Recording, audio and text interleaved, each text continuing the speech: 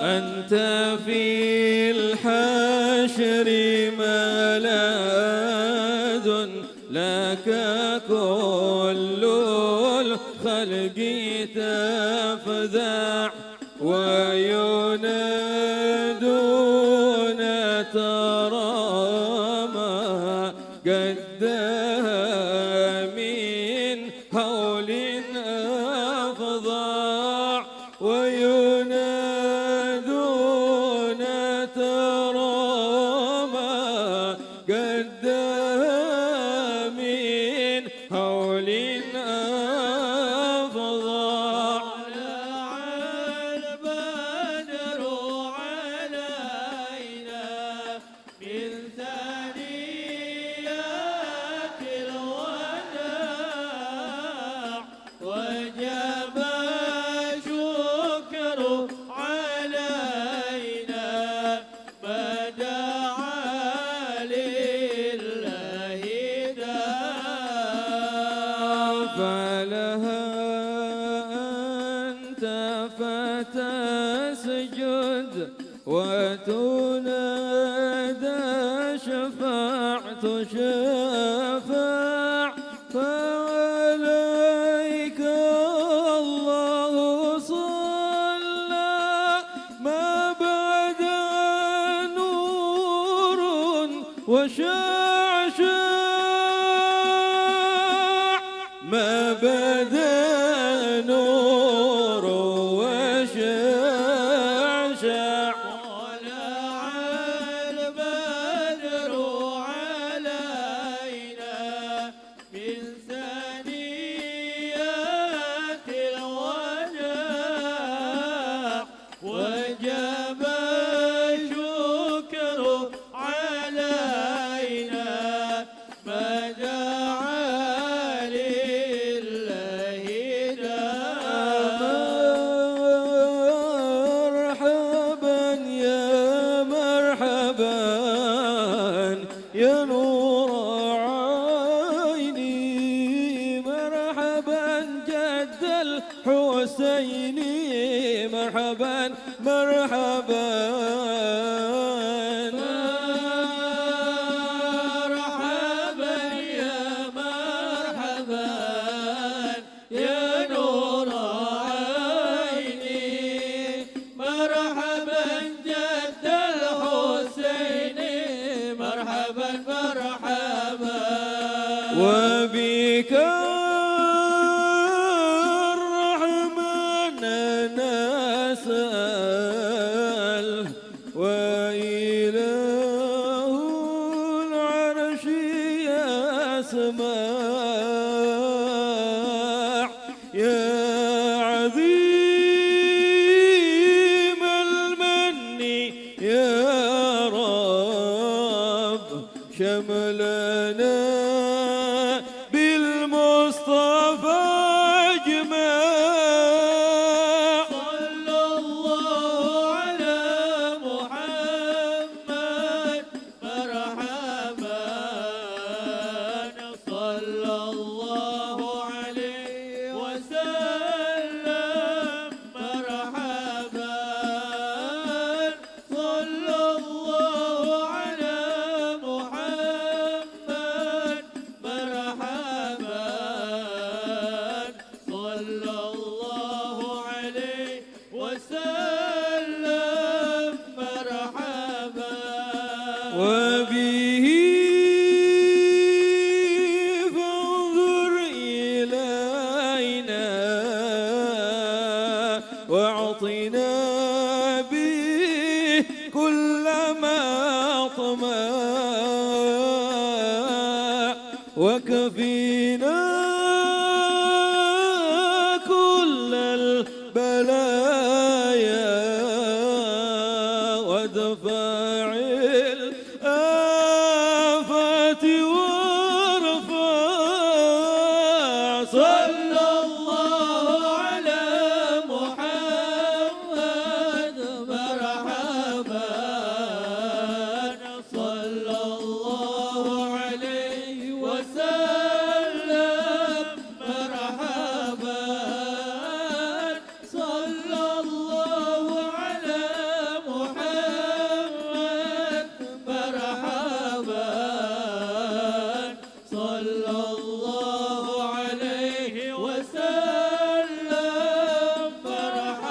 وسقينا يا رب أغثنا يا الله فيها ينهى طالي يهمع يا الله اغفر لي ذنوبي يا الله ببركة الهادي المشفع يا الله وختيم العمر بحسنى يا الله وحسين العقبى ومرجع يا الله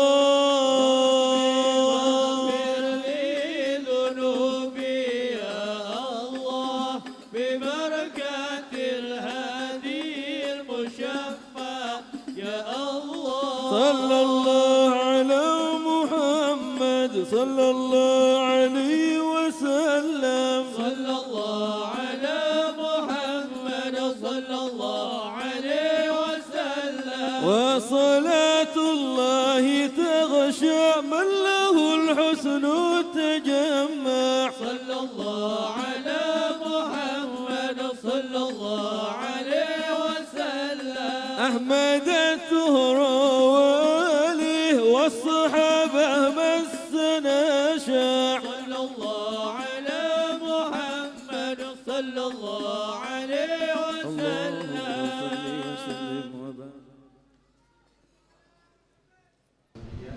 Assalamualaikum warahmatullahi wabarakatuh. Alhamdulillahirabbil alamin wassalatu wassalamu ala Rasulillah Sayyidina Muhammad ibni Abdillah wala haula wala quwata illa billahil aliyyil azim.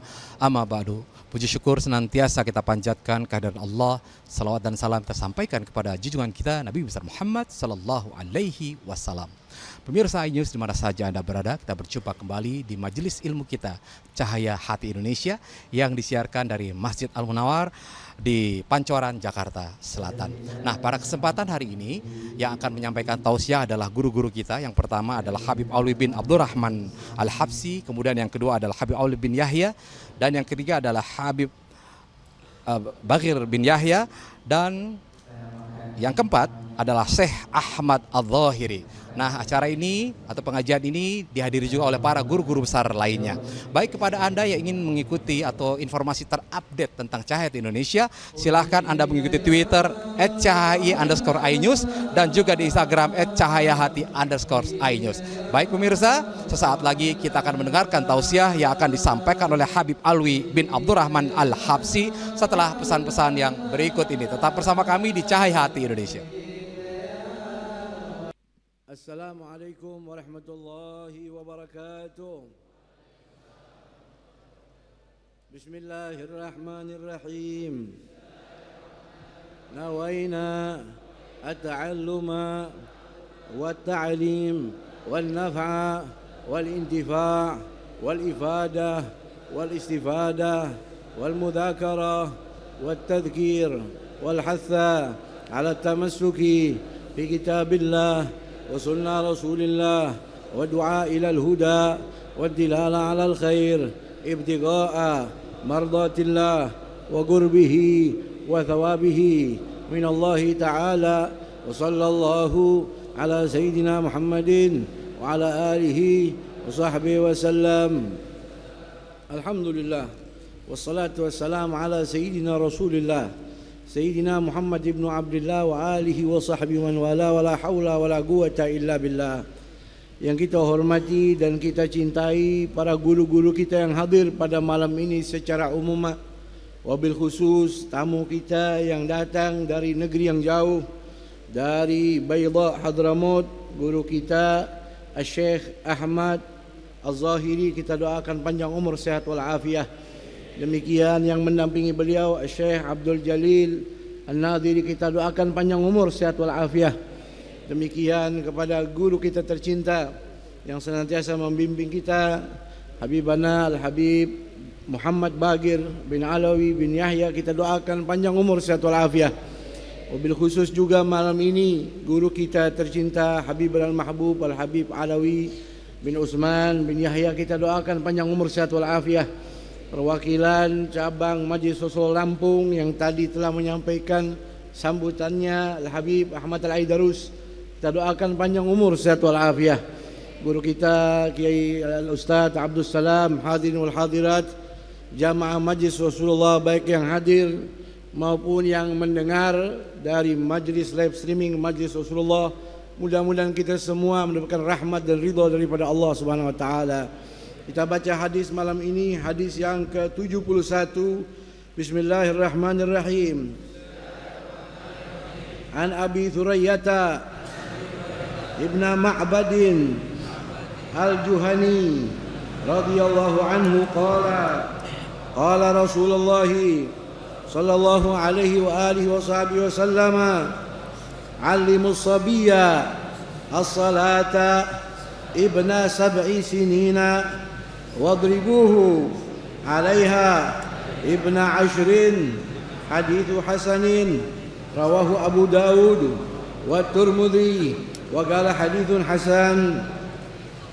Artinya dari Imam Abu Thurayyah bin Ma'bad Al-Juhani radhiyallahu anhu, Rasulullah sallallahu alaihi wasallam bersabda, ajarkanlah anak kalian salat saat umur 7 tahun dan pukullah dia saat umur 10 tahun. Hadis hasan, hadis riwayat Imam Abu Dawud dan Imam At-Tirmidzi. Beliau berkata hadis hasan. Sampailah kita malam ini pada hadis yang ke-71 dari rangkuman kitab Kutubul Falihin yang telah dirangkum oleh guru kita tercinta Sayyidul Walid Murabbi Arwahina Sayyidul Habib Umar bin Muhammad bin Salim bin Hafiz. Kita doakan mudah-mudahan beliau panjang umur, sehat walafiat. Hadis yang ke-71 dari seorang sahabat yang bernama Imam Abi Thurayyah, lagab daripada nama beliau yang sesungguhnya Sabura bin Ma'bad Al-Juhani, salah seorang sahabat Rasulullah sallallahu alaihi wasallam yang meriwayatkan hadis malam ini, dan beliau juga salah satu sahabat yang banyak meriwayatkan hadis-hadis yang lain. Jumlah hadis yang telah dibawa oleh beliau kurang lebih 19 hadis. Ulama mengungkapkan beliau salah seorang sahabat yang panjang umurnya, meninggal pada zaman khilafah Muawiyah. Semoga Allah meridai Imam Abi Thurayyah bin Ma'bad Al-Juhani dan semoga kita mendapatkan barokahnya, amin. Qala Rasulullah sallallahu alaihi wasallam, beliau berkata bahwasanya Rasul telah bersabda, allimus sabiyya, ajarkan anak-anak kita, laki atau perempuan, pastinya sebelum sampai mereka pada usia baligh. Ajarkan anak-anak kita ketika mereka masih berawal umur ibna 7 sinin, umurnya masih 7 tahun. Wadribuhu, ajarkan anak-anak kita untuk mengetahui as-salat ibna 7 sinin ketika mereka usia 7 tahun. Wadribuhu 'alaiha ibna 10. Lalu pukullah anak-anak itu pada usia ke-10 tahun daripada umurnya ketika dia meninggalkan salat. Hadis hasan rawahu Abu Dawud wa Tirmidzi. Qala Rasulullah sallallahu alaihi wasallam, beliau berkata bahwasanya Rasul telah bersabda, allimus sabiyya, ajarkan anak-anak kita, laki atau perempuan, pastinya sebelum sampai mereka pada usia baligh. Ajarkan anak-anak kita ketika mereka masih berawal umur ibna 7 sinin, umurnya masih 7 tahun. Wadribuhu, ajarkan anak-anak kita untuk mengetahui as-salat ibna 7 sinin ketika mereka usia 7 tahun. Wadribuhu 'alaiha ibna 10. Lalu pukullah anak-anak itu pada usia ke-10 tahun daripada umurnya ketika dia meninggalkan salat. Hadis hasan rawahu Abu Daud wa Tirmidzi. Hadis malam ini berbicara tentang perhatian orang tua kepada anaknya di dalam suatu hal yang sangat penting, yaitu salat. Betul? Kita lihat bagaimana bahasa hadis, ajarkan anak-anak kalian untuk mengetahui tentang sholat. Ajak, ikut bersama kalian sholat. Ketika sampai usia mereka 7 tahun, masuk 7 tahun, ajarkan mereka sholat, ajak mereka ikut sholat bersama kita. Kita lihat bagaimana standar umur yang digaris oleh Rasulullah, usia 7 tahun. Kenapa Rasul sallallahu alaihi wasallam meletakkan usia 7 tahun? Ayo ajak sholat. Karena biasanya anak-anak kecil itu kalau sudah sampai usia 7 tahun dia mulai mengerti. Biasanya begitu. Dia sudah bisa makan sendiri, sudah bisa mandi sendiri, sudah bisa mengenal mana kanan, mana kiri, mana baik, mana buruk. Itu disebut dalam ilmu fikih sampai pada usia tamyiz. Anak yang usia 7 tahun ini biasanya sudah mulai mengerti. Dia lihat bapaknya sholat, lihat ibunya sholat. Oleh karena itu Rasul menghimbau kepada kita, ajak mereka ikut sholat supaya mereka terbiasa. Semenjak usianya 7 tahun sudah kenal sholat, sudah bisa sholat, sudah mengerti Fatihah. 7, 8, 9 tahun balik umurnya, dia sudah tidak asing lagi untuk melaksanakan sholat. Betul? Ada lagi standar umur dari baginda Nabi kita Muhammad SAW dalam riwayat Imam Abu Daud. Idza arafa yaminuhu min shimalihi famuruhu bis shalah. Anak itu kalau sudah tahu mana kanan, mana kiri, sudah ngerti, maka suruhlah anak-anak itu untuk sholat. Ibu bapak hadirin wal hadirat yang dirahmati oleh Allah. Mungkin kalau anak-anak zaman sekarang 7 tahun dia mulai kenal sholat, 8 tahun sudah mulai bisa menghafal juz amma. Tapi berbeda dengan zaman dahulu. Umur 7 tahun bahkan 6 tahun Imam Syafi'i pada usia 6 tahun sudah menghafal Al-Quran 30 juz di luar kepala. Usianya masih 6 tahun. Lalu dikatakan dalam hadis Rasul bersabda, wadribuhu alaiha. Lalu pukullah dia. Ibna Ashrin, pukullah dia ketika dia teledor meninggalkan sholat sementara umurnya sudah 10 tahun. Dari 7 tahun diajak, hukumnya sunnah. Bagus kalau dia sholat kita ajarin wudhu, lalu dia sholat pahalanya buat kita. Tapi tidak wajib bagi dia melaksanakannya. Kalau dia mengerjakannya bagus pahala untuk orang tua. Tapi kalau sudah 9 tahun sudah mulai balik agil, maka hukum taklif sudah wajib buat dia melaksanakannya. Kalau dia tidak juga melaksanakannya, Rasul suruh kita memberi teguran dengan pukulan. Pukulan yang bagaimana? Pukulan darban ghaira mubarrah. Pukulan yang tidak melukai dia. Pukulan yang tidak membuat dia luka. Bi an la yasilu daman wala yuksiru idhaman. Jangan sampai kulitnya lecet, apalagi berdarah, apalagi patah tulangnya. Jangan sampai kita pukul anak kita untuk sholat sampai membuat anak itu memar dan ketakutan. Nah, ini salah. Jadi pukulan di sini pukulan li ta'dib pada usia 10 tahun. Ibu bapak hadirin wal hadirat yang dirahmati oleh Allah. Rasul sallallahu alaihi wasallam menyuruh kita dan mengajarkan kepada kita untuk mengajak anak-anak kita sholat dari mulai usia 7 tahun. Betul? Kalau dia nggak sholat pada usia 10 tahun, pukul. Perlu satu hal yang kita harus tahu. Anak kita itu punya hak. Anak kita punya hak yang harus orang tua melaksanakan hak anak-anaknya. Di antara hak anak-anak kita, orang muslim punya kewajiban mengajak anaknya sholat, hukumnya wajib. Hukumnya wajib, itu hak anak ada. Inna liwaladika alaika haqqan. Dalam riwayat Imam Muslim, Rasul pernah suruh sahabat memberitahu kepadanya, sesungguhnya anakmu itu punya hak alaika, atasmu, yang harus kamu tunaikan.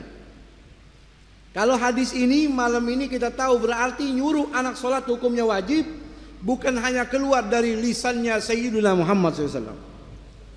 Bahkan perintah dari Allah dalam surat Toha, wa'mur ahlaka bis salati wastabir 'alaiha la nas'aluka rizqan nahnu narzuquk wal 'aqibatu littaqwa. Suruhlah keluargamu untuk melaksanakan salat. Kami tidak meminta rizki kepadamu wahai hamba, nahnu narzukuk, kami yang kasih rizki kepadamu. Wal 'aqibatu littaqwa, akibat yang baik khusus didapat bagi orang-orang yang bertakwa. Amin. Ini perintah daripada Allah Subhanahu wa taala. Jadi kita ini ibu bapak yang belum punya anak, mudah-mudahan ditakdir sama Allah punya anak saleh salehah. Tapi ketika kita punya anak, itu amanah, tanggung jawab. Kullukum ra'in wa kullukum mas'ulun an ra'iyatih, war rajulu ra'in fi ahlihi wa mas'ulun an ra'iyatih. Bapak ditanya sama Allah, bagaimana tanggung jawab kamu kepada anakmu, kepada istrimu. Dalam kitab Ihya Ulumuddin diletakkan suatu riwayat hadis, inna awwala ma yata'allaqu birrajuli yaumal qiyamati ahluh wa waladuh. Nanti di hari kiamat, hal yang pertama menggelayut di tubuh kita di hari kiamat, menggantung di tubuh kita, urusan istri dan anak kita. Fayagifuna baina yaday rabbih, kita di stop, disidang sama Allah Subhanahu wa taala gara-gara urusan mereka. Fayaqulu ya Rabbana, mereka teriak-teriak di hari kiamat. Anak kita teriak-teriak, ya Rabb khudh lana min haqqina minhu. Ya Allah, dia jangan dimasukin surga dulu, kami minta bagian haknya kami sebagai anaknya dari dia. Dulu di dunia ma'ullimna ma najhal, kita nggak pernah diajarin hal apapun dalam soal ibadah. Wa yut'imunal haram, yang dikasih kepada kita makanan-makanan haram, kami nggak sholat, kami makan haram. Wa nahnu la na'lam, sementara kami tidak tahu hukumnya ya Rabb. Fagtassa lahu minhu, akhirnya ditahan nggak jadi masuk surga, diambil bagiannya, dibagi rata bersama mereka. Ada bapak ibu kerja dari pagi sampai sore, anaknya ditaruh sama pembantu. Pas sore dia pulang tanya, anak saya tadi dikasih makan, kasih. Tidur dia, tidur. Nggak ditanya sholat zuhur nggak, asar nggak. Ada lagi kerja dari pagi sampai larut malam, balik anak-anaknya sudah tidur. Dia tanya istrinya, tadi anak kita makan apa, PR dikerjakan apa tidak. Jangan sampai tidak, itu penting, itu mendukung kesuksesan dia. Nanti dia bisa dapat ranking pekerjaan yang bagus. Kenapa? Karena dia rajin belajar. Tapi sedikit pun nggak ditanya, apakah anak kita tadi sholat maghrib, apakah anak kita tadi sholat isya. Ini zaman saudara terjadi, orang tua sibuk dengan pekerjaannya, seorang ibu sibuk dengan handphonenya, sibuk dengan urusannya masing-masing. Anaknya nggak ngerti Quran, nggak ngerti hadis, nggak ngerti sholat. Na'udzubillahimin. Terjadi apa tidak? Ya'ti dalam kitab Tadhkiratul Mustafa yang dikarang Habib Abu Bakar masyhur, Abu Bakar Abi Attas Al-Habsyi, meletakkan satu hadis, sayati ala nasi zamanun la an yurabbi fihi jarwan khairun lahu min an yu'addiba lahu waladan. Akan datang kata Nabi zaman orang lebih senang ngurusin anak binatang, piara kucing, piara anjing, piara ayam, piara bebek, burung dara. Dia lebih senang miara binatang daripada ngurusin anaknya sendiri. Sore dia cari ayamnya. Sore dia cari bebeknya. Pagi melek mata ngempanin burungnya. Kasih makan burungnya satu-satu. Duduk baca koran. Sang ibu buka handphone, anaknya jam 8 pagi masih molor. Ada nggak begitu? Ada nggak? Itu zaman sekarang. Nauzubillahimin. Kita lihat orang-orang tua zaman dahulu di Hadramaut, di Tarim terlebih khusus, anak-anak kecil itu nggak dikasih makan sama ibunya habis isya, nggak. Buru-buru ditidurin. Nanti jam 1 malam, jam 1 pagi dibangunin, dikasih roti, dikasih makan. Dari mulai kecil sampai usia 10 tahun, setiap jam 1 pagi atau jam 1 malam bangun untuk makan. Dari 10 tahun sampai 20 tahun itu anak mikir, tengah malam bangun, rugi kalau buat makan, dipakai buat sujud, pakai buat tahajud. Sampai meninggal dunia mereka gak pernah ketinggalan tahajud, gak pernah ketinggalan ibadah sunnah, apalagi yang wajib. Ibu bapak hadirin hadirat yang dirahmati oleh Allah subhanahu wa ta'ala, anak itu tergantung kita. Ente suka berburu, anak ente bakal suka berburu. Betul? Kita suka mencuri, anak kita jadi raja copet. Suka nipu, anak kita jadi raja tipu. Kita suka sholat, anak kita jadi doyan sholat. Amin. Ma min mauludin yuladu illa wa yuladu alal fitrah. Anak itu tergantung bagaimana orang tua. Imma ayyuhawidani au yunasirani au yumajisani. Mau dimasukin Islam, masukin Yahudi, Nasrani, urusan dari bapaknya. Dia suci. Ibu bapak, orang yang paling sayang sama anak siapa kalau bukan bapak dan ibunya? Betul? Betul? Ente jalan, anak ente lihat ada duri, anak ente gak sadar, buru-buru ente angkat. Kenapa? Sayang sama anak. Betul? Anak ente main api, ente tarik, jangan main api. Kenapa? Takut terbakar. Ini masih di dunia. Tapi ketika kita menyepelekan sholat, seakan-akan kita menyiramkan bensin kepada anak kita. Apinya bukan api dunia, apinya nanti di hari kiamat. Nauzubillahimin min zalik. Ibu bapak, kenapa Nabi suruh kita ini, suruh anak-anak sholat? Karena sholat itu ibadah yang paling penting. Kalau orang rajin sholat, rumahnya berkah, orang-orangnya juga berkah. Selamat dunia, selamat akhirat. Inna sholata tanha 'anil fahsya'i wal munkar. Bisa mencegah perbuatan keji, perbuatan mungkar kalau orang betul-betul menjaga sholatnya. Apalagi dengan khusyuk, apalagi dengan berjamaah. Amin. Tuh, karena celaka yang paling bahaya yang muncul disebabkan orang yang tidak sholat. Bukan kita saja yang terkena apesnya, orang dekat sama kita kena apes gara-gara kita nggak sholat. Inna syarra tariqis shalah yata'adda ila 70 baitan min jiranihil bala. Dalam kitab Majmu' Arba Rasail Hammah kadang Sayyid Ahmad Zain Dahlan, kejahatan malapetaka yang Allah tumpahkan gara-gara satu muslim yang tidak sholat, 70 tetangga rumahnya kena gara-gara satu muslim yang tidak sholat. Na'udzubillahimin. Dulu ada ulama namanya Sa'id Ibnul Musayyib. Dia sholat setiap malam. Anaknya dekat kepada beliau, tanya, wahai abah, kenapa bah tiap malam sholat terus? Qala la azidanna fi sholati raja'an an yahfadhakallah. Saya akan terus tambahkan sholat, wahai anakku, semoga kamu dijaga sama Allah SWT. Ini bapak tidak ngajak anaknya ayo sholat, tapi dia sudah jadi contoh. Kalau bapak ngajak anaknya sholat, dia yang nggak sholat, kira-kira berhasil apa tidak? Berhasil apa tidak? Nggak bakal berhasil.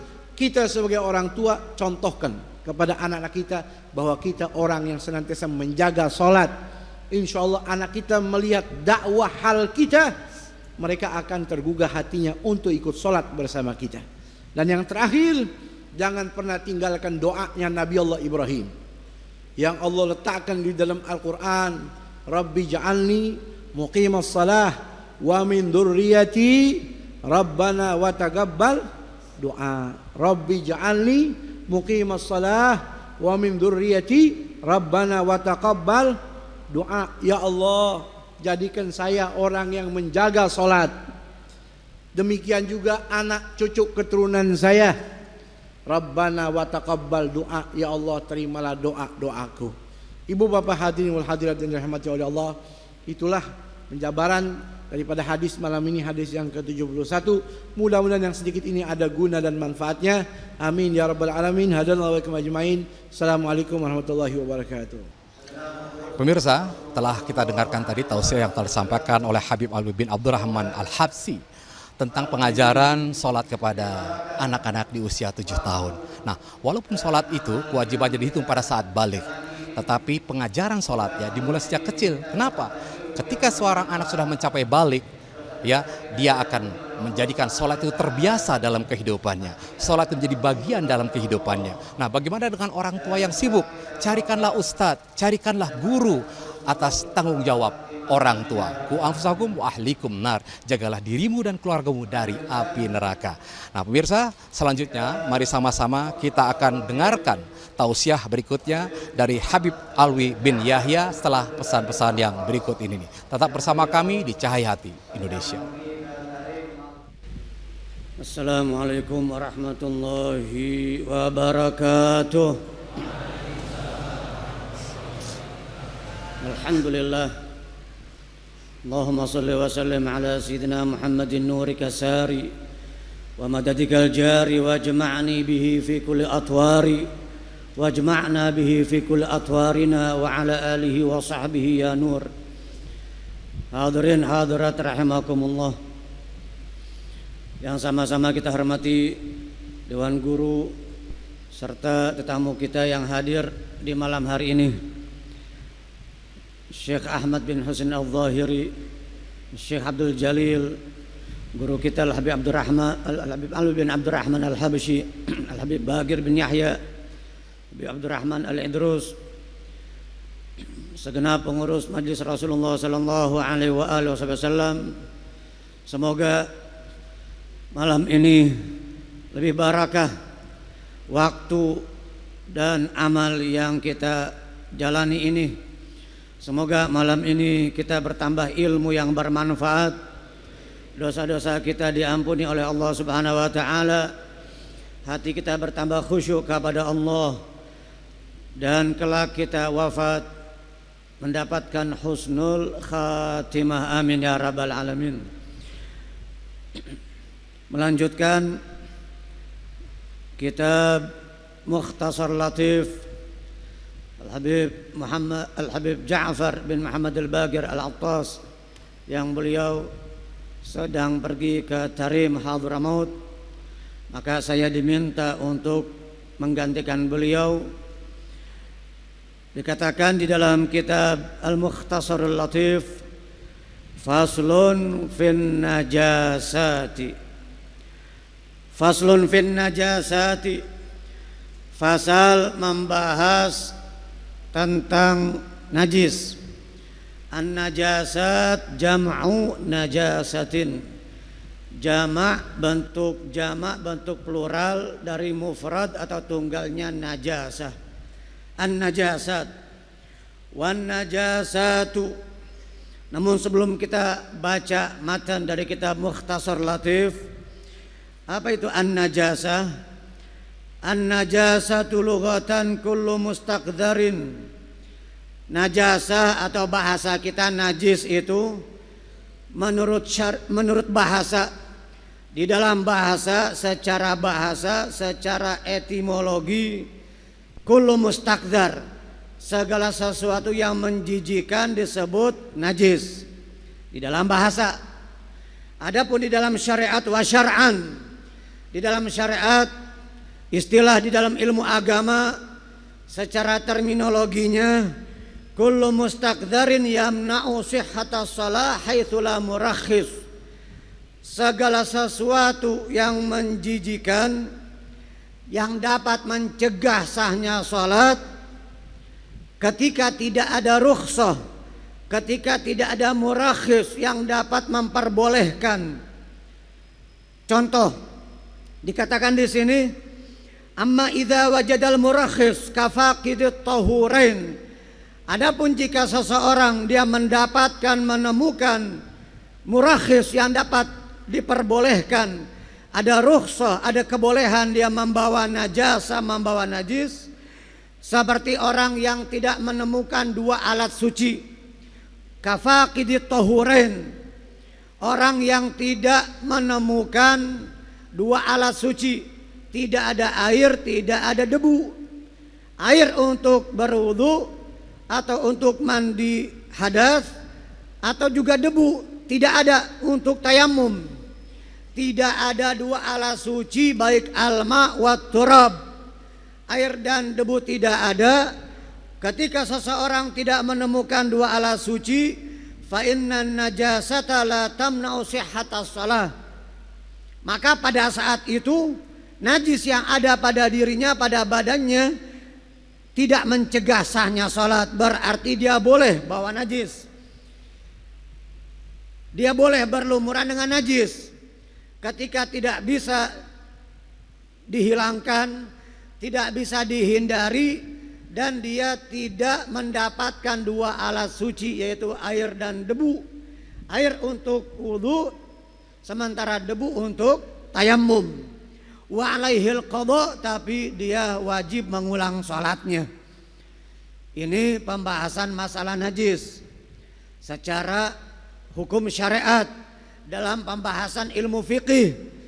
Tetapi ada najis secara maknawi.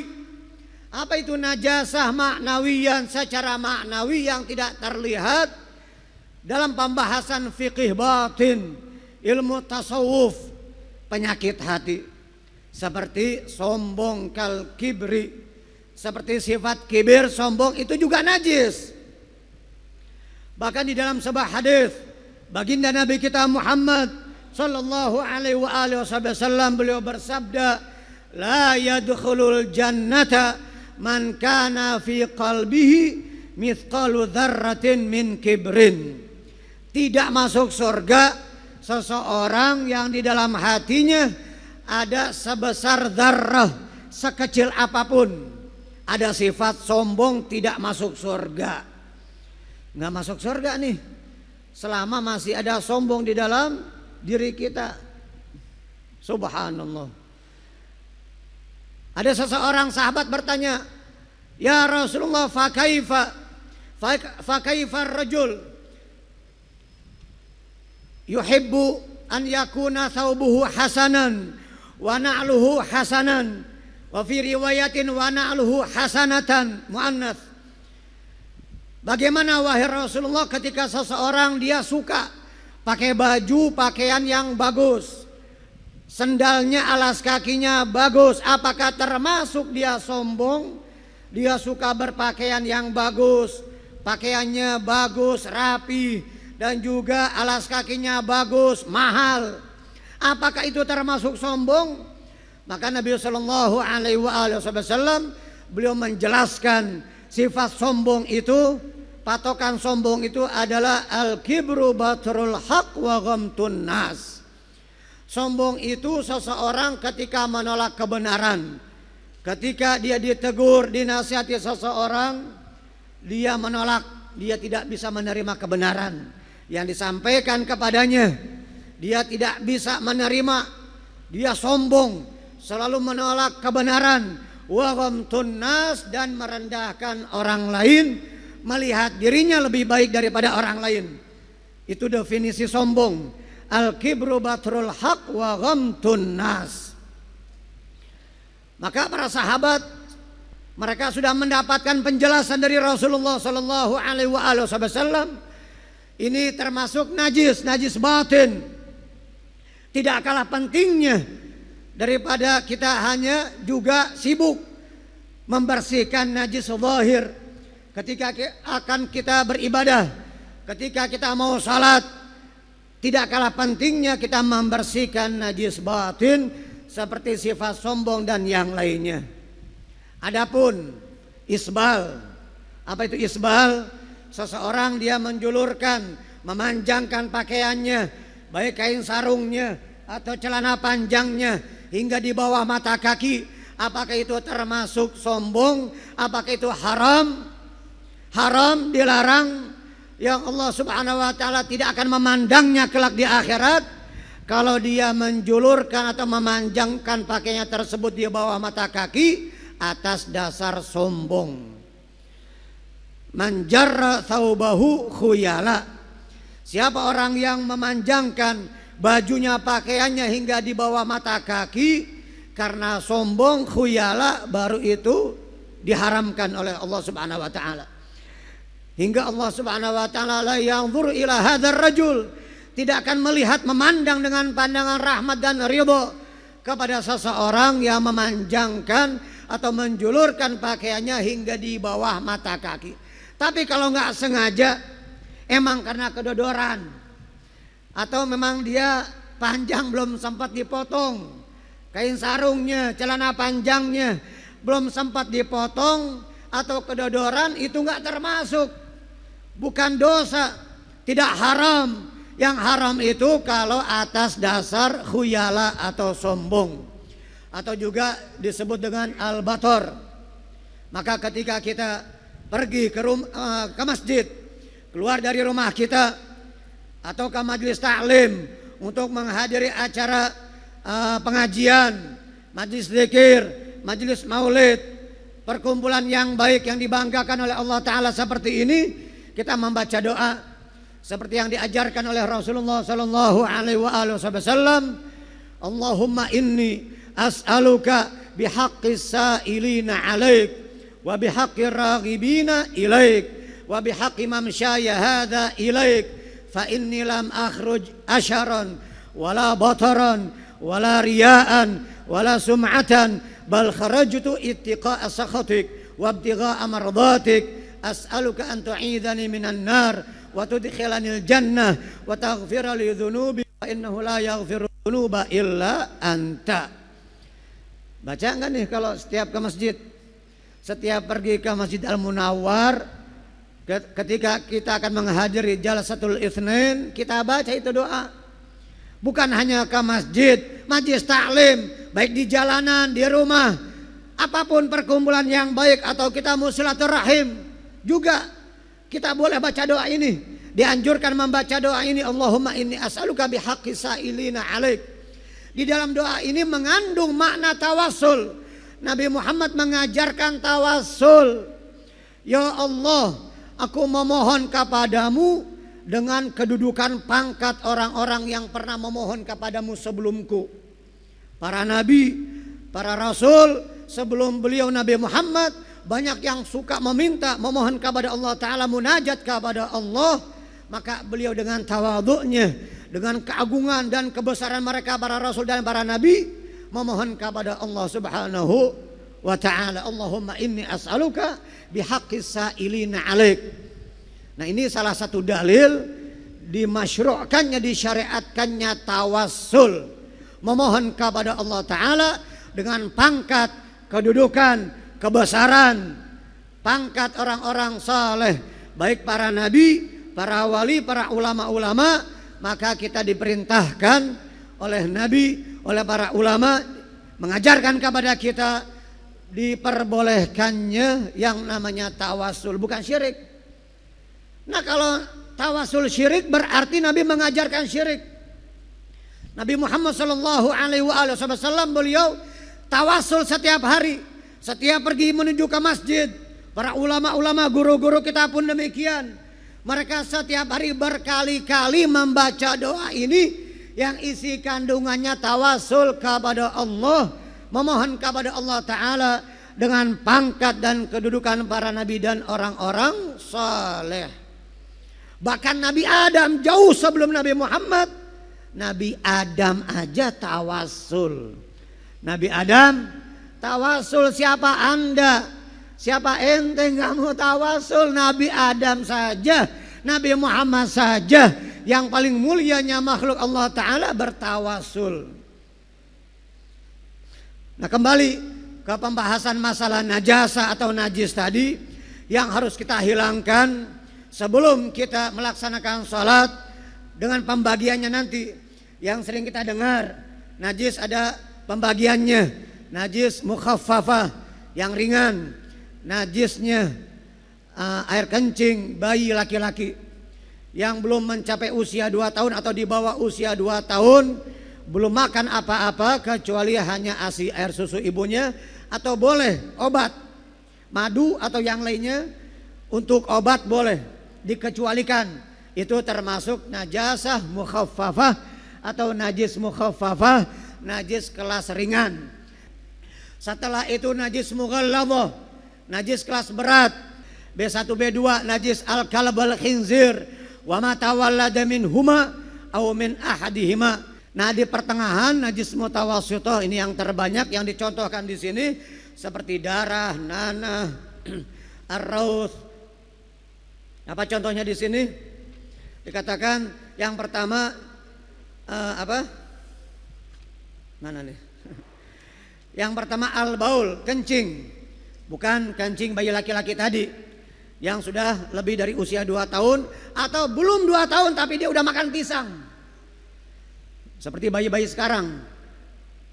Belum 2 tahun, jangankan 2 tahun, baru 1 bulan, baru seminggu udah dikasih pisang Ambon. Baru 2-3 hari udah dikasih kue cucur misalkan. Udah dikasih susu, tapi bukan susu manusia, bukan susu ibu, susu formula, susu sapi. Itu tetap najisnya mutawassithah, tidak dikategorikan najis mukhaffafah karena sudah minum susu formula. Wal ghaid, kotoran manusia. Wal rauth, kotoran binatang. Wal qayh, nanah. Wad dam, darah. Wal qay'u, muntah. Wal khamar, minuman keras. Jadi minuman keras ini selain haram dikonsumsi juga najis. Mengena baju kita, mengena ke badan kita najis. Selain haram dikonsumsi. Tapi tidak semua yang haram najis. Kalau itu tidak mai', tidak cair, seperti katakan narkoba, ganja atau yang serbuk, maka itu tidak najis. Misalkan ada teman kita jahil, iseng, kita mau sholat, diselipin ganja, diselipin narkoba bentuk pil atau yang bentuknya serbuk, kita sholat, nggak najis, hanya haram dikonsumsi, tapi nggak najis, sah sholat kita. Kalau yang cair, al-mai', khamar, baru itu najis. Khamar itu biasanya perasan anggur, minuman keras yang dibuat dari perasan anggur disebut khamar. Adapun selain dari perasan anggur seperti dari korma atau yang lainnya disebut nabidh. Nabidh, nun ba ya zal, nabidh. Nah, banyak sekali nanti macam-macamnya najis, insya Allah akan kita lanjutkan pada pertemuan yang lainnya. Semoga Allah Ta'ala bersihkan badan kita, hati kita dari najis yang zahir, najis yang hissi maupun yang maknawi. Najis yang maknawi seperti sifat sombong, angkuh, bangga diri dan yang lainnya. Apabila kita sholat, bersihkan dari najis yang zahir dan batin. Semoga Allah Ta'ala memperbaiki sholat kita, amin. Semoga Allah Ta'ala menjadikan sholat kita sholat orang-orang yang khusyuk. Allahumma ja'alna minal khashi'in, minal muqimina lissalah, wa minal hafidhina alaiha. Rabbana atina fid dunya hasanah wa fil akhirati hasanah wa qina adzaban nar. Wa sallallahu ala sayyidina Muhammadin wa ala alihi wa sahbihi wasallam. Alhamdulillahi rabbil alamin. Walafu minkum. Wassalamualaikum warahmatullahi wabarakatuh. Pemirsa, telah kita dengarkan bersama tausiah dari Habib Alwi bin Yahya yang menyampaikan tentang najis. Nah, najis secara fisik yang menempel di badan kita itu bisa dibersihkan dengan air ataupun debu dengan tayamum. Tetapi dalam keadaan darurat tetap saja kita boleh melakukan sholat. Nah, bagaimana dengan najis secara maknawi? Ini yang harus kita hati-hati. Contohnya adalah sombong. Ya, seseorang yang memiliki kesombongan tidak akan pernah untuk bisa masuk surganya Allah, dan tidak ada alasan sombong karena darurat. Hati-hati dengan sombongan. Najis fisik bisa dibersihkan atau ditolerir, ya, tetapi najis yang ada di dalam diri kita itu yang berbahaya. Nah, selanjutnya kita akan mendengarkan tausiah dari Syekh Ahmad Ad-Dhahiri yang nanti akan diterjemahkan oleh Habib Baghir bin Yahya setelah pesan-pesan yang berikut ini. Tetap bersama kami di Cahaya Hati Indonesia. Assalamualaikum warahmatullahi wabarakatuh. Alhamdulillahi rabbil alamin. Alhamdulillahilladzi hadana lihadza wa ma kunna linahtadiya laula an hadana Allah. Beliau guru kita memulai dengan memuji Allah Subhanahu wa taala Segala puji milik Allah Subhanahu wa taala yang telah memberikan kita petunjuk. Kita bisa sampai di sini kalau bukan karena petunjuk dari Allah Subhanahu wa taala, maka kita tidak akan berkumpul seperti ini. Wassalatu wassalam ala sayyidina Rasulillah wa ala alihi wa sahbihi wa man walah. Dan salawat dan salam kepada Rasulullah Nabi kita Muhammad sallallahu alaihi wasallam dan juga untuk keluarga besar dan sahabat setelahnya. في هذه الليلة المباركة وهذا المجلس المبارك نجتمع وإياكم على ذكر الله وعلى ذكر رسول الله صلى الله عليه وآله وسلم. Di malam yang penuh keberkahan ini kita semua sama-sama berkumpul dan mendengarkan, membaca, berzikir kepada Allah Subhanahu wa taala. يجتمع في كل مكان عدة أناس منهم من يجتمعون على خير ومنهم من يجتمع على غير ذلك وأفضلها من اجتمع على ذكر الله وعلى ذكر رسول الله صلى الله عليه وآله وسلم. Ketahuilah bahwa di setiap tempat-tempat itu pasti ada setiap perkumpulan, di mana di dalam setiap perkumpulan itu ada perkumpulan yang diisi dengan kebaikan dan ada perkumpulan yang diisi dengan keburukan. Ketahuilah bahwa setiap perkumpulan dari perkumpulan tersebut yang paling mulia, paling indah adalah perkumpulan yang di dalamnya diisi di dalam menyebut Allah, berzikir kepada Allah dan bersolawat kepada Nabi kita Muhammad Rasulullah. كثير من دعاة الضلال ومن دعاة الشر من يعقدون اجتماعات ويعقدون مجالس لإغواء الناس وإضلالهم وتضييع أوقاتهم وإخراجهم من النور إلى الظلمات. Banyak daripada perkumpulan-perkumpulan yang mana perkumpulan tersebut diisi dengan keburukan, dengan kejelekan, bahkan menjadikan orang-orang yang berkumpul di dalamnya, orang-orang tersebut menjadi jauh, orang-orang tersebut menjadi sesat, orang-orang tersebut menjadi tidak mendapatkan kebaikan. وأنتم في هذه البلاد المباركة اجتمعتم على ذكر الله وعلى ذكر رسول الله وهذا خير كبير. Dan kita semua berada di kampung yang penuh berkah, di negeri yang penuh berkah ini, yang mana kita selalu berkumpul dalam perkumpulan yang di dalamnya mengingat Allah dan mengingat Rasulullah sallallahu alaihi wasallam. في هذا الزمان يقول فيه النبي محمد صلى الله عليه وآله وسلم بدأ الدين غريبا وسيعود غريبا كما بدأ فطوبى للغرباء. Di zaman seperti ini, seperti apa yang disampaikan oleh Rasulullah sallallahu alaihi wasallam di dalam sebuah hadisnya, Nabi sallallahu alaihi wasallam menyampaikan mulainya Islam itu nampak aneh. Artinya nampak aneh di mata orang-orang.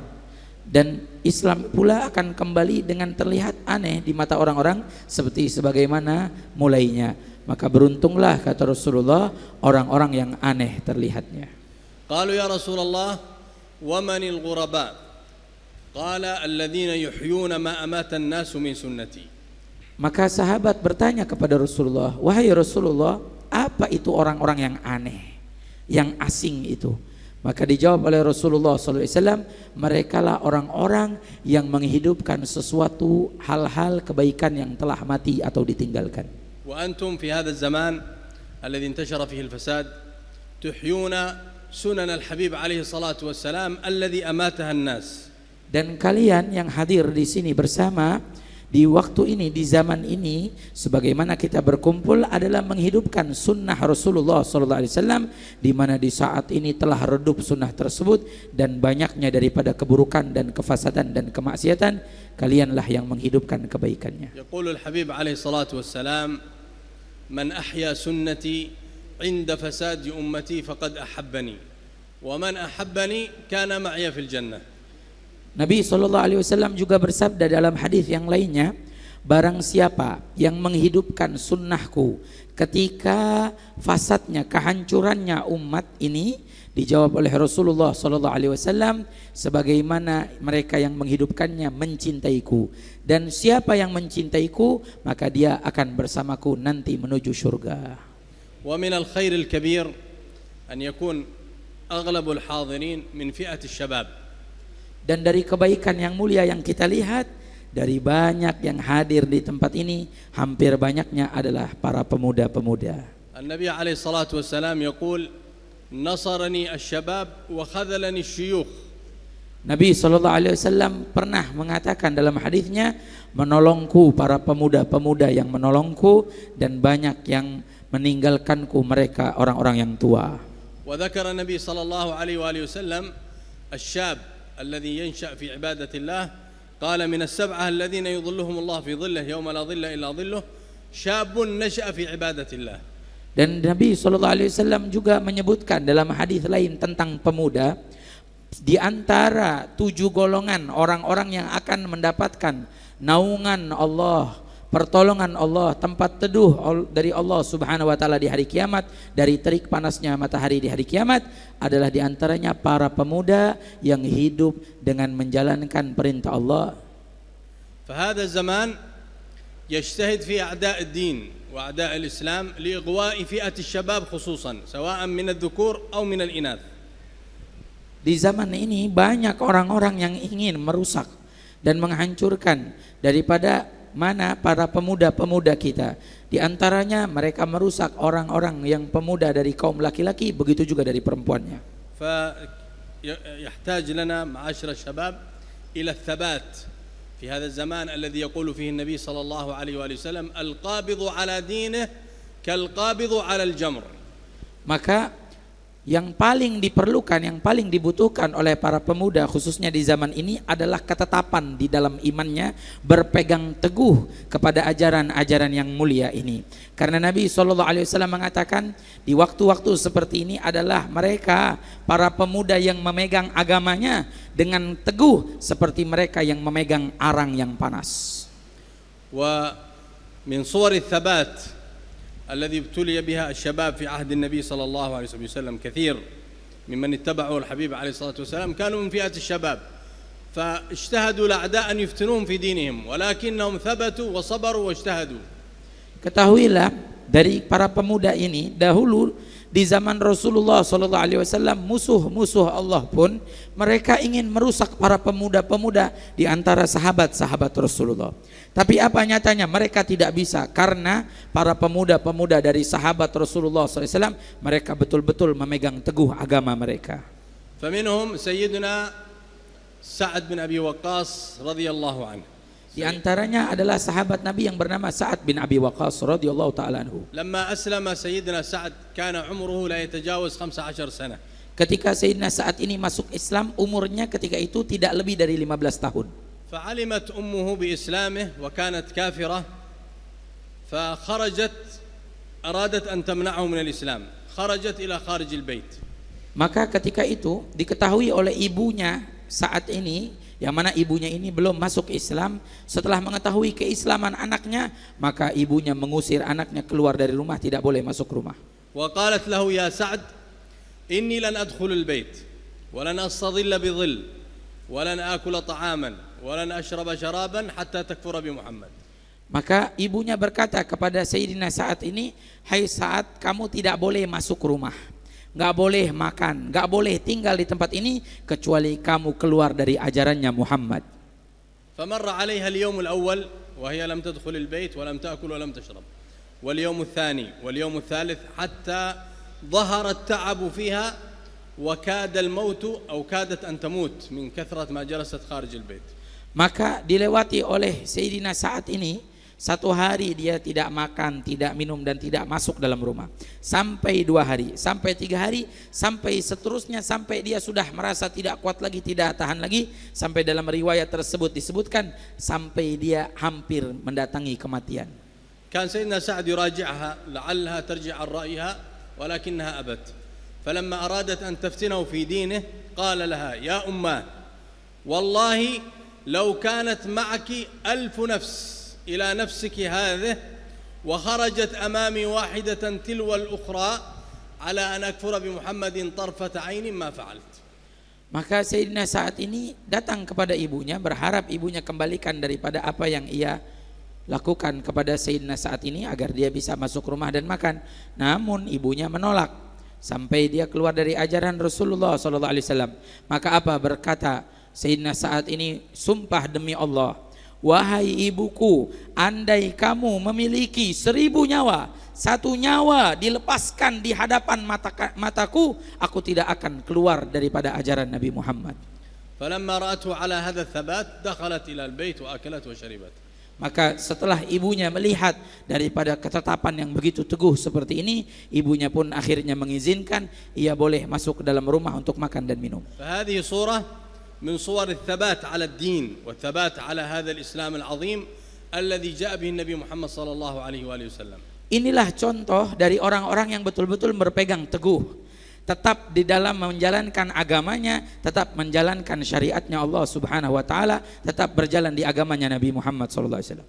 ولهذا لما أراد النصارى أن يأخذوا بيت المقدس ويدخلوا إلى بيت المقدس بعد أن حرره وأخذه سيدنا عمر بن الخطاب، قبل أن يفعلوا ذلك أرسلوا جواسيسهم وأعينهم ليتفقدوا حال الشباب وحال الناس في المسلمين، فرجعت إليهم الأخبار تخبرهم أن الشباب وأن الناس ما زالوا متمسكين بالدين، وذلك أن أحد هؤلاء الجواسيس رأى شاب من شباب المسلمين في السوق يبكي، فقرب منه هذا الجاسوس يسأله: يا هذا، يسأل الشاب المسلم: لماذا تبكي؟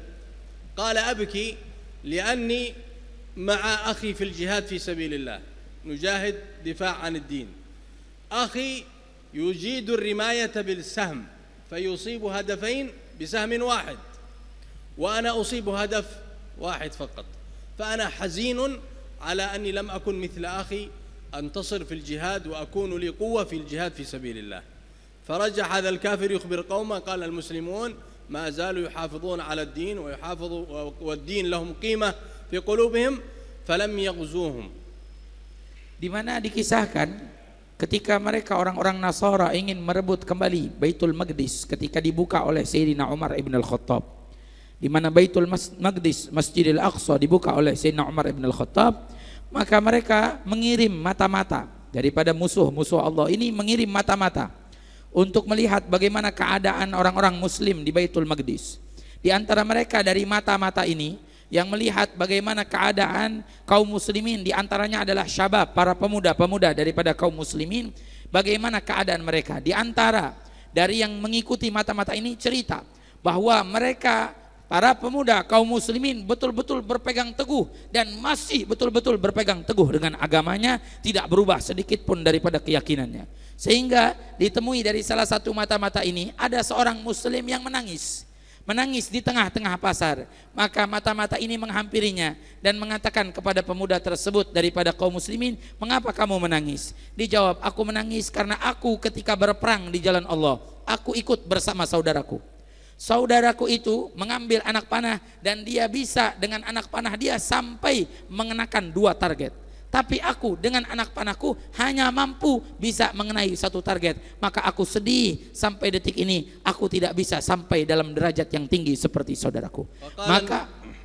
Maka orang yang memata-matai ini kembali langsung pulang dan mengatakan kepada mereka orang-orang Nasara bahwa kita tidak akan mampu memerangi orang muslim karena orang-orang muslim betul-betul sudah teguh dalam kekuatannya, mereka teguh berpegang dengan ajaran Allah.